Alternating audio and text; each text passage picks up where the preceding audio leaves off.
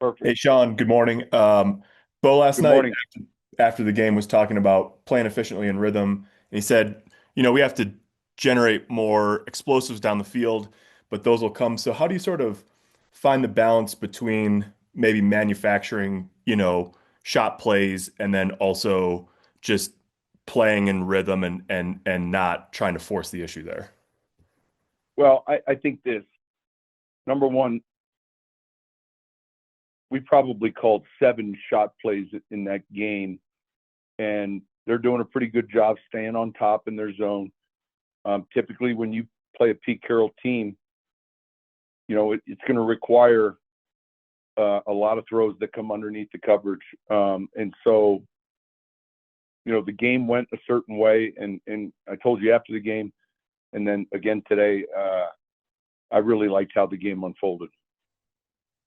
Zach Stevens, DNVR. Hey, Coach.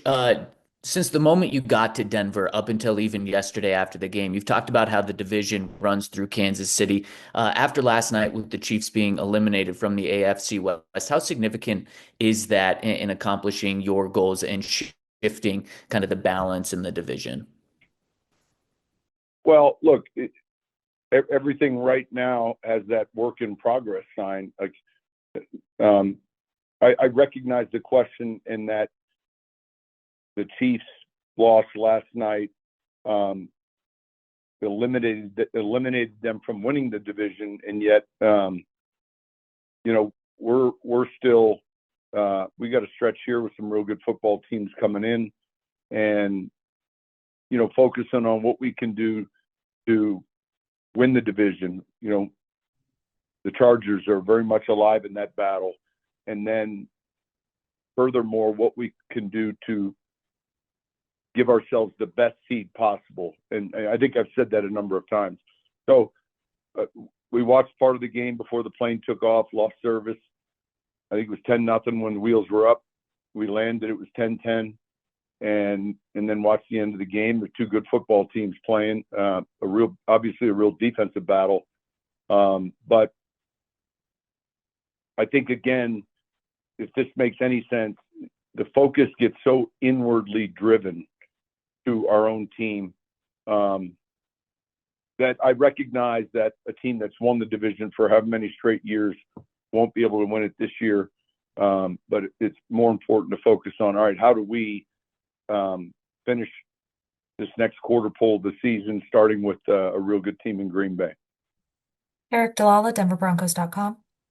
Coach wanted to ask about Marvin Mims, had the touchdown yesterday, but just what sort of weapon has he been since you've arrived in the punt return game and kind of getting those hidden yards? And does that allow you at times to be strategic with when you punt and play defense, knowing that he's back there? What sort of edge is that for you guys on special teams? Yeah, I think you recall, I think he was our first draft pick, George and I. And I remember there were two things we felt. I mean, it's been embedded in me. The quickest way to improve a team is, the kicking game and get the offensive line squared away. And we didn't have a returner.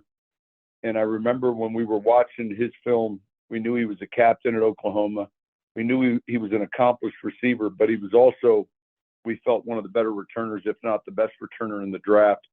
And so when you check those vision boxes the way we were able to with him, and then I would say he's exceeded our expectation as to what type of guy he is, how he works, what kind of teammate he is.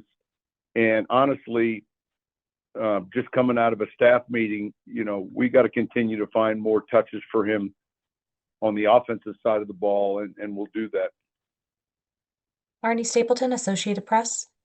Hey, good morning, Sean. You mentioned the stretch you have coming up, some marquee matchups with some really good teams, and I'm wondering if in your experience and in your view, the series of comebacks that you've had, the winning streak, if this sort of builds up a calluses, so to speak, as you head into a stretch run like this. Well, I certainly think it. Yeah, I think that's a fair question, and I think the answer is yes. and I also think there's a